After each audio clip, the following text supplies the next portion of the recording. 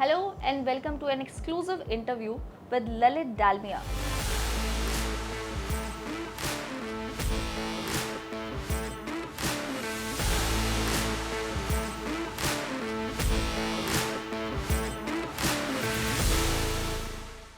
इसके आगे शायद मुझे कुछ कहने की ज़रूरत नहीं है, शायद आप खुद समझ गए होंगे कि मैं किनके साथ हूँ, और वो हैं इंडियन फैशन डिज़ाइनर, जिनका नाम अगर आप एक बार गूगल पर डालेंगे तो शायद नीचे बहुत लंबे लिस्ट निकलती है, जिसे आप अगर खोल के देखेंगे तो आप वहीं रह जाते हैं, क्योंकि उनके डिज़ाइंस इतने सुंदर, इतने एलिगेंट और हमारे इंडियन कल्चर को इस तरीके से पोर्ट्रे करते हैं कि आप उसकी हेरिटेज में चले जाते हैं, उसको सोचने पे मजबूर हो जाते हैं कि किसी ने कितनी ज़्यादा इस पे मेहनत की होगी और कितना वक्त लगाया होगा ये सब ढूंढ के ला कर और यहाँ तक एक धागे में पिरोने में।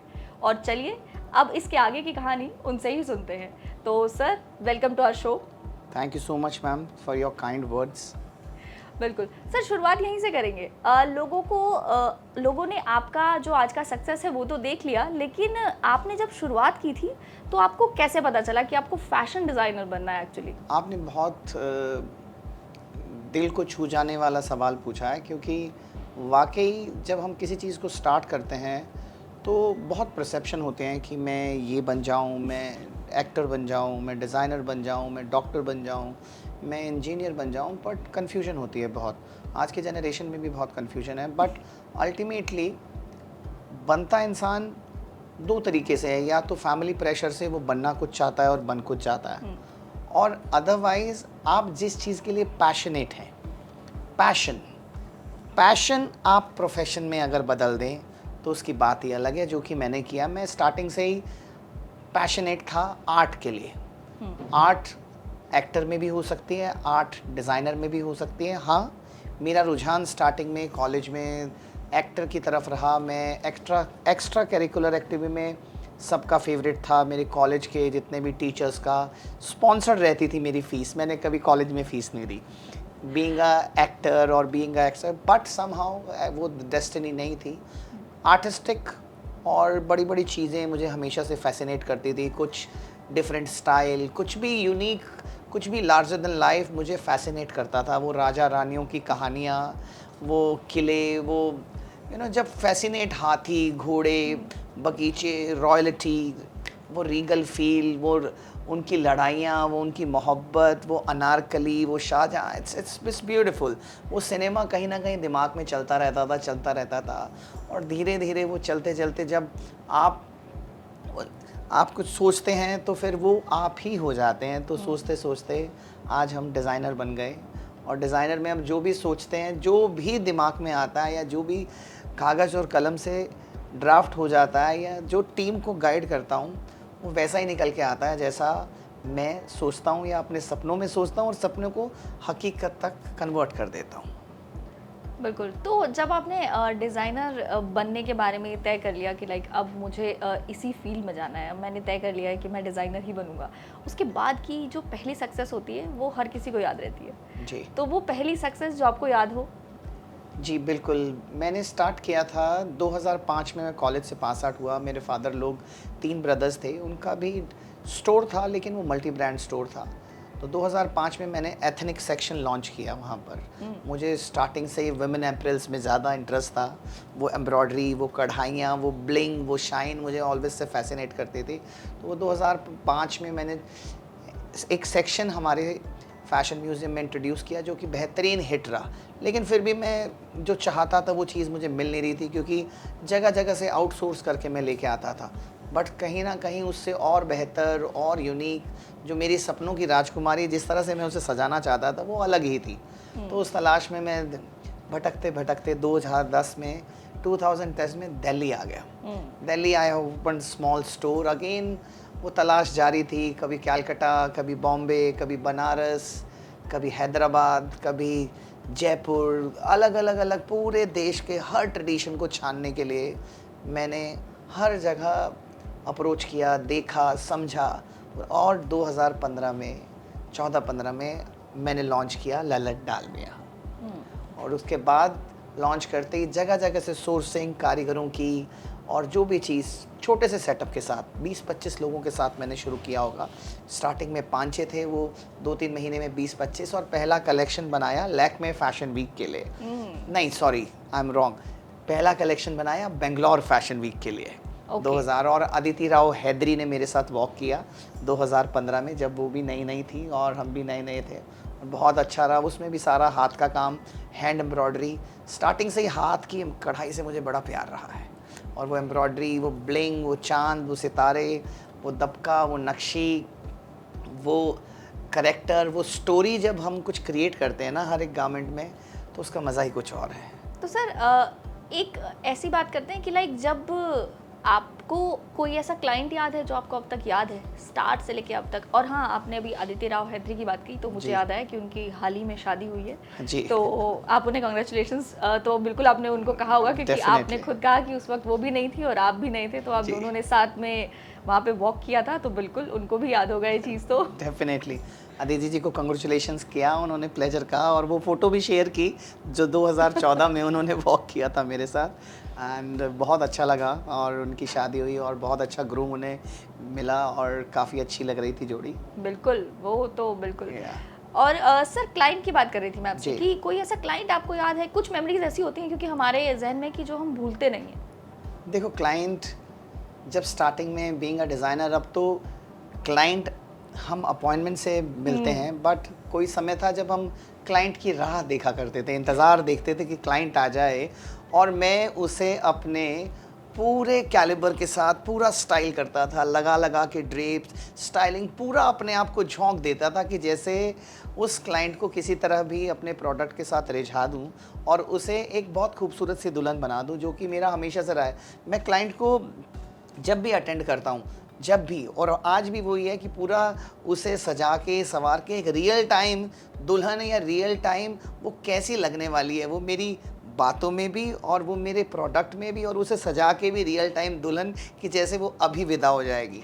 तो ये मेरा हमेशा से रहा है कि उसे रियल टाइम जो होने वाली है ना, वो फीलिंग जब हम उसे दिखा रहे हैं या उसे पहना रहे हैं तो वो आ जाती है। ऐसे बहुत से क्लाइंट हैं जो आज भी याद करते हैं कि ललित ने हमें स्टाइल किया था। बहुत से क्लाइंट हैं, अभी एक को तो क्या कर बताऊं, हज़ारों दुल्हनें हम तैयार कर चुके हैं।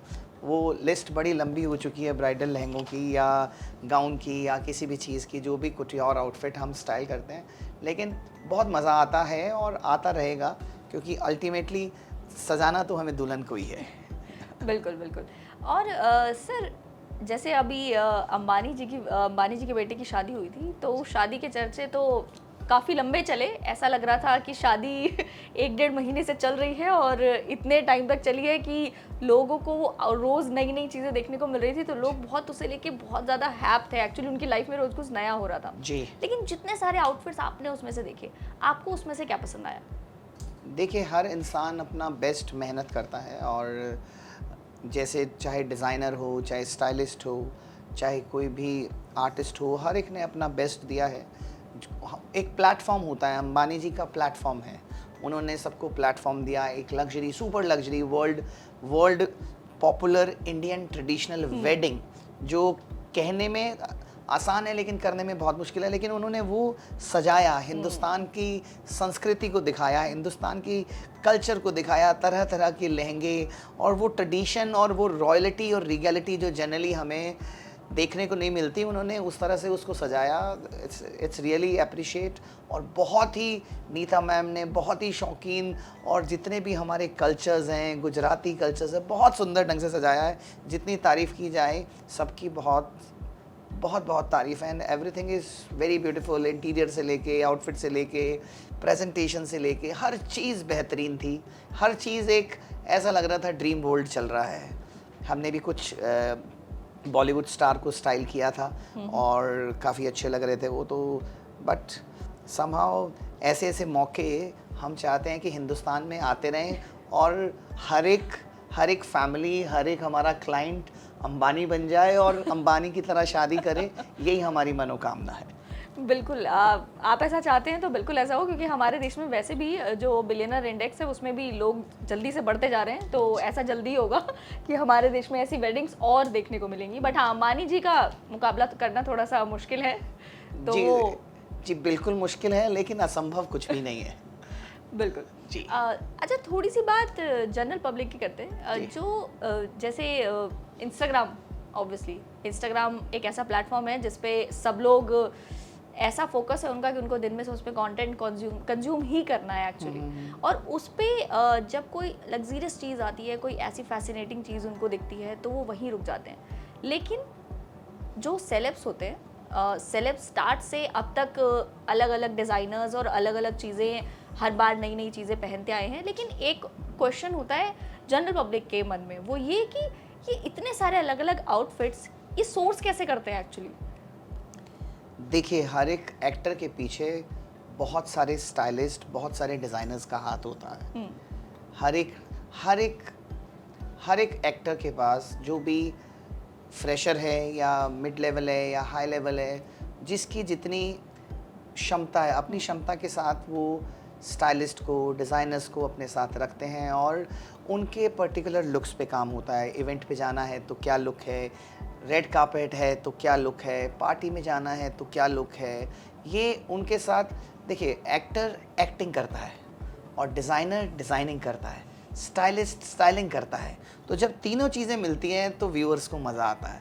तो इसमें जैसे स्टाइलिस्ट कम डिज़ाइनर, मैं स्टाइलिस्ट भी हूँ और डिज़ाइनर भी हूँ। हम स्टाइलिंग भी करते हैं और डिज़ाइनिंग भी करते हैं, किस इवेंट पे क्या अच्छा लगेगा, किसी को शादी पे क्या पहनना है, सगाई पे क्या पहनना है, रिसेप्शन पे क्या पहनना है। इस तरह बॉलीवुड में उसे रेड कार्पेट पे क्या पहनना है, नाइट क्लब में क्या पहनना है, अगर डे में मीडिया के सामने आना है इंटरव्यू देने तो क्या पहनना है, सब चीज़ प्लान रहती है। और उसमें हम दिन रात मेहनत करते हैं और हमारे सितारे डिज़ाइनर प्लस स्टाइलिस्ट, डिज़ाइनर कम स्टाइलिस्ट की मदद से चार चांद लग जाता है उनकी खूबसूरती में। बिल्कुल। सर, इस इंडस्ट्री की बात कर लेते हैं कि ये इंडस्ट्री पहले जब से आपने शुरू किया था करियर, तब से लेकर अब तक आपने क्या क्या ऐसे चेंजेस देखे हैं जो मेजर चेंजेस आपको लगे अब तक? देखिए, इंस्टाग्राम और डिजिटल वर्ल्ड का बहुत अच्छा और खूबसूरत हाथ है। जो चीज़ लोगों को पता नहीं थी वो हर चीज़ लोगों को पता लगी है। एक्सपोजर बढ़ गया है, एक्सपोजर हर चीज़ के बारे में, नॉलेज, क्योंकि नॉलेज वीडियोस भी है, एंटरटेनिंग कंटेंट भी है। तो नॉलेज के कारण अब क्लाइंट को, वो उस ज़माने में जो ब्राइड राजकुमारी नहीं बनना चाहती थी, वो अब हर ब्राइड राजकुमारी बनना चाहती है।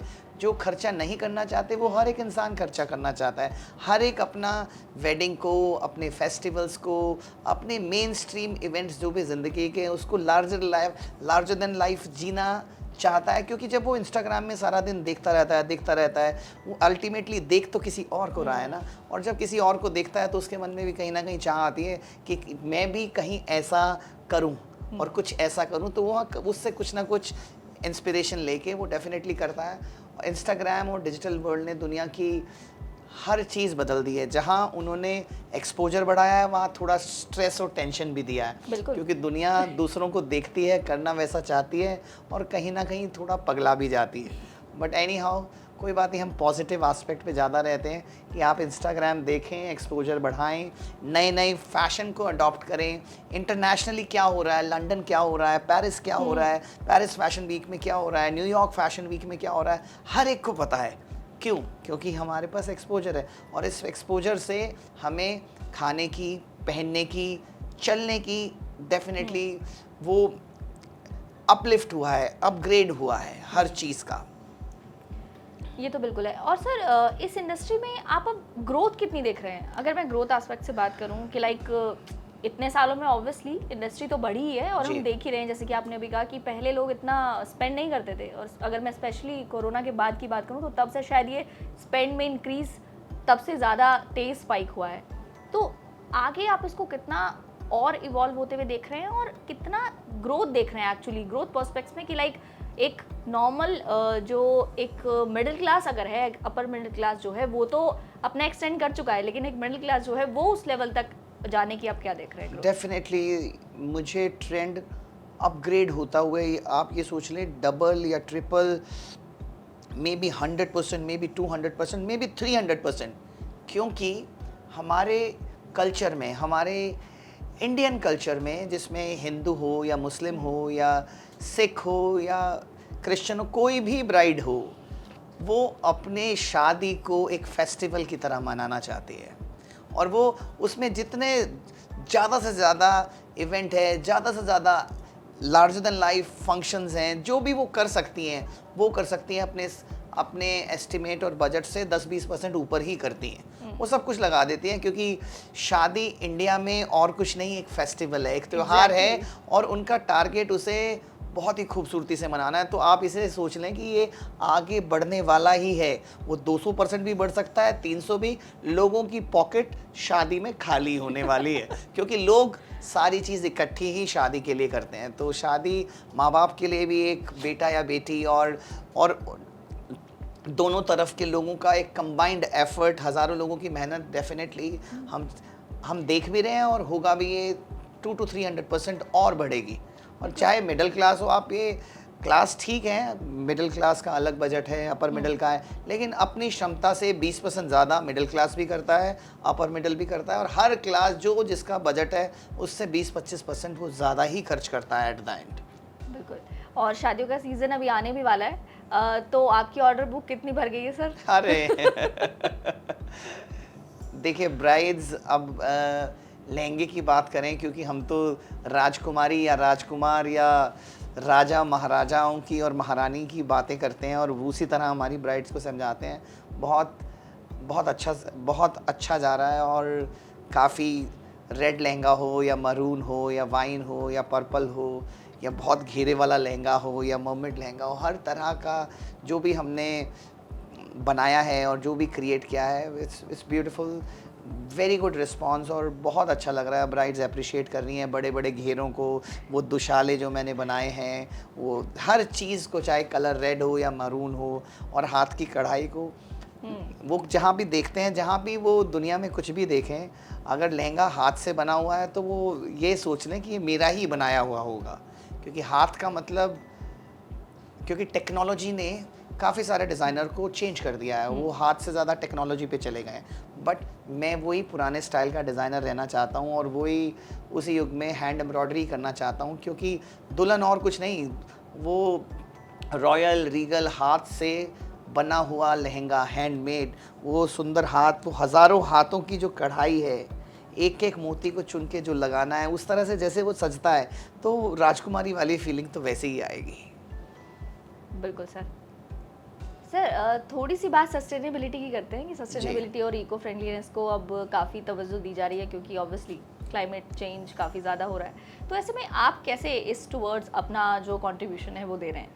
मेरा बहुत बड़ा कंट्रीब्यूशन है। मैं इको फ्रेंडली, सस्टेनेबिलिटी से बहुत प्यार करता हूँ। जैसे अब मैंने इको फ्रेंडली या सस्टेनेबिलिटी को कैसे रखा, सस्टेनेबल का मतलब यूज़ एंड थ्रो ना हो, वो आप पास कर सको जनरेशन से जनरेशन। तो जो हमारा बनाया हुआ, हाथ से जड़ा हुआ मोतियों का या दबके का या नक्शी का जो एम्ब्रॉयडरी का लहंगा है, वो जनरेशन टू जनरेशन पास होता है। हम उसको बहुत ही सुंदर पैकेजिंग में, ट्रंक्स में, जो हमारी नानी की नानी में, उस तरह से उसे देते हैं। और वो जब एक ब्राइड पहनती है, तो ब्राइड कहीं ना कहीं सोचती है कि ब्राइड जब माँ बनती है, तो वो या तो अपनी डॉटर या अपनी डॉटर इन लॉ जब वो आती है घर में, तो उसके लिए वो लहंगा डेफिनेटली डिसाइड कर लेती है कि मेरी बहू या मेरी बेटी वो लहंगा ज़रूर पहनेगी अपने एक फंक्शन पे। और बेटियों का और बहुओं का भी रहता है कि मैं अपनी माँ का लहंगा पहनूं। देखो, हमने सस्टेनेबिलिटी ला दी है 25 साल की। अब ये ट्रांजेक्शन चलते पे चलता जाता है, वो अपनी बहू और बेटियों को पहनाएंगे तो सस्टेनेबल हो गया या नहीं हो गया। 200 साल तक हम उस लहंगे को पास ऑन पैसे, क्योंकि वहाँ इमोशन जुड़े हैं, वहाँ भावनाएं जुड़ी हैं। जो माँ ने पहना था वो मैंने पहना है।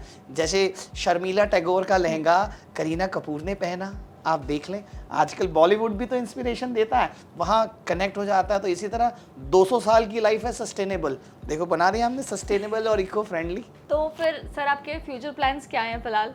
आगे आपने कुछ नया ट्रेंड देखा है जिस पे आप काम कर रहे हैं, कोई नई ऐसी कलेक्शन जिस पे आप काम कर रहे हैं? मैं नए के साथ साथ बहुत पुरानी कलेक्शंस पे काम करता हूँ। 2000 साल पुरानी, 3000 साल पुरानी, 4000 साल पुरानी, क्योंकि मुझे पुराने में ही नया निकलना है, क्योंकि उसी में मुझे देखना है। और ग्लोबली इंडियन ट्रेडिशन को, इंडियन एम्ब्रॉयडरी को मैं ग्लोबल प्लेटफॉर्म पे लेके आऊँगा।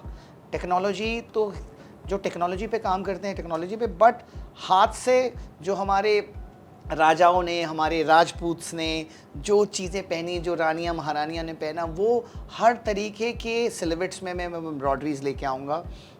मे बी कुछ हम वेस्टर्न पे भी बनाएंगे, सब चीज़ करेंगे और इंडियन एम्ब्रॉयडरीज को पूरे ग्लोबल मैप पे लेके आएंगे। न्यूयॉर्क फैशन वीक से लेके, पेरिस फैशन वीक से लेके, मिलान फैशन वीक से लेके, हर जगह आपको इंडियन एम्ब्रॉयडरीज की झलक नज़र आएगी। बिल्कुल सर, हम भी चाहते हैं कि बिल्कुल ऐसा नज़र आए। और चलिए कुछ फटाफट छोटे छोटे से क्वेश्चंस पूछ लेती हूँ जी ज़रूर। कि अगर आप फैशन डिज़ाइनर नहीं बनते तो फिर आप क्या बनते? ऑफ कोर्स, मैंने बताया मैं एक्टर बनता। ओके। और अगर आपको चुनना हो कि आपको एक डेकेड चुनना है जो सबसे बेस्ट है, क्या कह रहे एक हैं? डेकेड कि अब का एरा आपको पसंद है या कौन सा एरा आपको पसंद है? मुझे राजे महाराजाओं वाला एरा पसंद है। चलिए, और एक कोई सेलेब जी जिसको आपको ड्रेस करना, अब तो बहुत सारे सेलेब हो गए हैं, बहुत सारे जी, अक्षय ऐसे। कुमार से लेके, जैकलीन से लेके, अदिति राव हैदरी से लेके, ईशा गुप्ता से लेके और पता नहीं कितनी सेलिब्रिटीज़ तो जब घर जैसे ही नज़र आते हैं। जॉर्जिया एंड्रानी, अभी से उर्वशी रौतेला, बहुत सारे सेलिब्रिटीज़ को कर चुका हूँ स्टाइल, और डेफिनेटली वो ट्रेंड सेटर है तो उनको तो हम स्टाइल करते ही रहेंगे लगातार। अभी लेकिन एक ऐसे जिनको आपको करना है, मतलब आप चाहते हैं कि आप उनको करें? ऐसा कोई स्पेसिफिक नहीं है, बट सेलिब्रिटीज़ हमारी लिस्ट में हैं। हम उन्हें डेफिनेटली ट्रेंड सेटर है तो उन्हें ज़्यादा से ज़्यादा बढ़िया ट्रेंड सेटर बना के रखना चाहते हैं और उन्हें पहनाते रहना चाहते हैं। बिल्कुल। सर, बहुत अच्छा सेशन रहा और मुझे लगता है कि मुझे भी बहुत कुछ सीखने को मिला, बिकॉज आपने जितनी पुरानी चीज़ों को संजो के रखा है, और आपने सही कहा कि उससे सस्टेनेबिलिटी तो आती ही है, लेकिन साथ में इमोशंस भी जुड़ते हैं जी। तो वो जो इमोशंस हैं उन्हें पास ऑन करना बहुत ज़रूरी है। और हम इसके साथ ही आपसे विदा लेते हैं और इस इंटरव्यू को यहीं ख़त्म करते हैं, लेकिन ऐसी ही बाकी कॉन्वर्सेशंस भी हम आप तक लाते रहेंगे। तब तक के लिए आप जुड़े रहें हमारे साथ और देखते रहें हमारे चैनल को।